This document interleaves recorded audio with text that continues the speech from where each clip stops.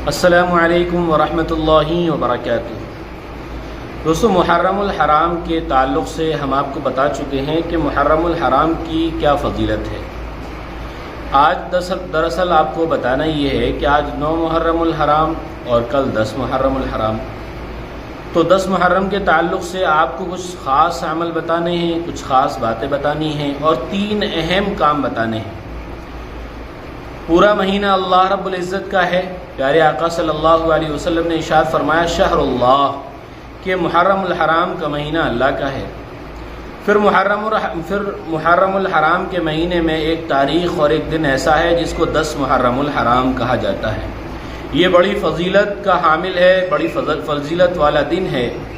اس دن اگر 3 کام کیے جائیں تو اللہ تعالیٰ بہت اجر و ثواب سے نوازے گا۔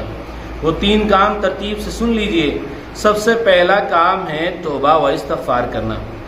خوب توبہ کریں، استغفار پڑھیں، ذکر و اذکار کریں، اپنے گناہوں کی اللہ رب العزت سے معافی مانگیں کہ اللہ تو ہماری بخشش فرما دے، ہمارے اوپر رحم فرما دے، ہمارے اوپر کرم فرما دے۔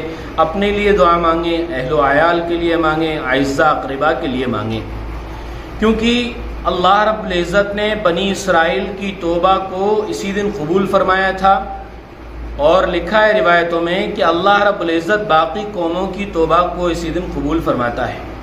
تو یہ توباؤں کی قبولیت کا وقت ہے، اپنی معافی کرانے کا دن ہے کہ اللہ رب العزت ہم لوگوں کو معاف فرما دے۔ تو سب سے پہلا کام ہے کہ توبہ و استغفار کریں۔ دوسرا کام ہے روزہ رکھیں۔ روزے کی فضیلت میں ہم نے آپ کو بتایا تھا کہ جو شخص 10 محرم الحرام کا روزہ رکھے گا، اس کے ساتھ آگے 11 محرم الحرام کا ایک روزہ بڑھا لے، یعنی 9-10 کا رکھ لے یا 10-11 کا رکھ لے، تو 9 تو گزر گئی، اب 10 محرم الحرام کا روزہ رکھیں، 10 محرم کا یا 11 محرم کا۔ تو جو شخص ایک روزہ رکھے گا اس کے ساتھ ایک روزہ اور بڑھا لے گا، تو پیارے آقا صلی اللہ علیہ وسلم کا ارشاد ہے کہ اللہ رب العزت اس کے 1 سال کے پچھلے گناہ معاف فرما دیں گے۔ صرف ایک روزہ رکھنے کی وجہ سے اتنی بڑی فضیلت مل رہی ہے، اتنا بڑا ثواب مل رہا ہے، اور پھر ایک روزہ رکھنے کی وجہ سے 30 روزوں کا ثواب ملے گا۔ تو پہلا کام توبہ و استغفار کرنا، دوسرا کام روزہ رکھنا۔ تیسرا کام ہے کہ جو شخص 10 محرم الحرام کو اپنے دسترخوان کو وسیع کر لے گا، اپنے دسترخوان کو بھر لے گا، اپنی ذات کے لیے، اپنے اہل و عیال اعزاء اقربا کے لیے اپنے دسترخوان کو بڑا کر لے گا، دل میں فراخی پیدا کر لے گا، تو لکھا ہے روایت میں کہ اللہ رب العزت پورے سال اس کے دسترخوان کو بھر کے رکھیں گے، پورے سال اس کو اچھا کھلائیں گے۔ جو شخص 10 محرم الحرام کو اپنی ذات پر اور اپنے اہل و عیال پر پیسہ خرچ کرتا ہے تو اللہ رب العزت پورے سال اس کو کھلاتے پلاتے ہیں۔ حضرت سفیان رضی اللہ تعالیٰ عنہ کی روایت ہے، فرماتے ہیں کہ ہم نے خود اس کا مشاہدہ کیا۔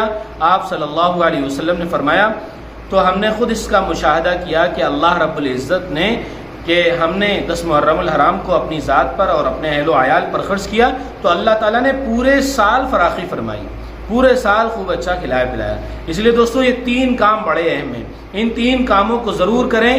یہ 3 کام کرنے والے ہیں۔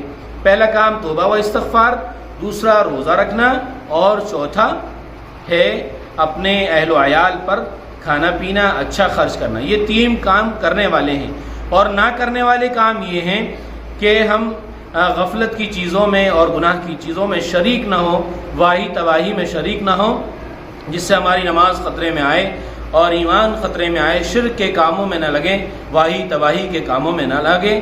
اللہ کے پیارے آقا صلی اللہ علیہ وسلم نے جن کاموں کے کرنے کے لیے کہا ہے ان کاموں کو کریں، جن کاموں سے پیارے آقا صلی اللہ علیہ وسلم نے بچنے کا حکم دیا ہے ان کاموں سے بچے رہیں۔ السلام علیکم ورحمۃ اللہ وبرکاتہ۔